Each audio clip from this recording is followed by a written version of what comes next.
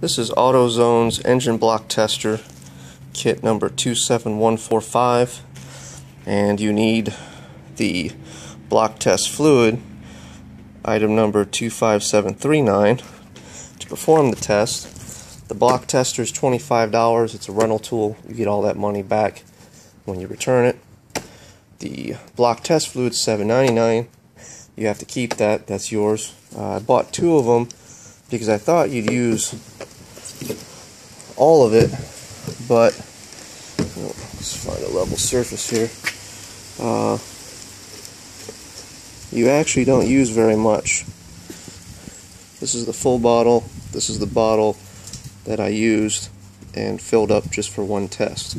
So you could probably get about 10 or so uses out of one bottle. So you're looking at about 80 cents per test. If you can keep this bottle from being contaminated and it doesn't turn yellow on its own. I've seen where people suggest storing it in a dark place and keeping it away from exhaust gases if you are running cars inside your shop. But we are going to do it on an 88 Honda CRX HF. This one here is a 91 CRX HF. I bought this up in Jacksonville Beach, drove it down. I asked the guy to keep it cold so I could do a compression test, and some people use these cars as daily drivers until they can sell them, and when you go look at the car is probably hot, so you don't want to be pulling spark plugs out of a head while the engine's hot because they have different expansion ratios, and you're going to likely strip the threads out of a aluminum head with a steel spark plug. So this is the best non-intrusive procedure I have seen for checking to see whether a head gasket is intact. When I bought this car, I looked at it. It looked like it was fine. I didn't pay attention enough to the fact that there was no paint on the valve cover because it had been overheating so much. It just flaked all the paint off. And the overflow canister was chocked full of black crud. They had cleaned it out pretty good, but you could tell it wasn't, in the condition it should have been had the engine been healthy for all of its life. So this is going to make me a big fan of this kit. I'm going to look at a 2000 Honda Civic HX this evening, and I'm going to run this test on it to make sure that the head gasket is not bad. So you want to wear gloves, you want to wear goggles, you'd be as safe as possibly can be and want to be. And that's the Coast Guard flying above.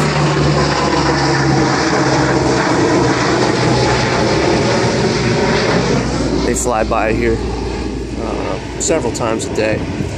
So I've got the wheels chalked. If you're curious, those are fit rims on a CRX, which don't fit all that well without spacers in the rear. And we are going to start this car up and observe how this tester is supposed to work. I already actually tested this once, so I guess I'll dump it out and refill it.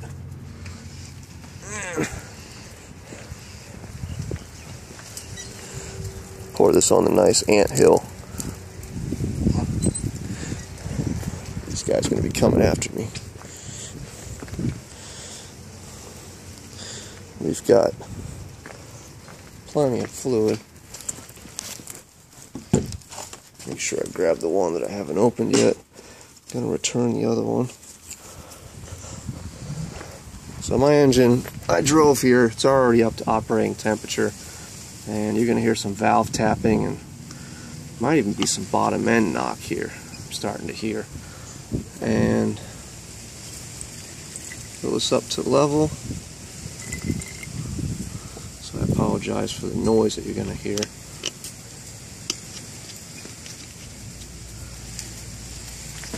And like I said, the engine needs to be warm and idling for this test to be done properly.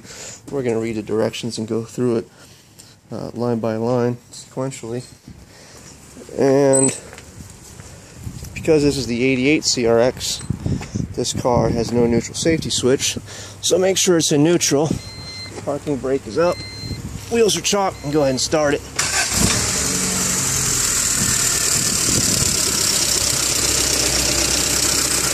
You hear that valve tapping.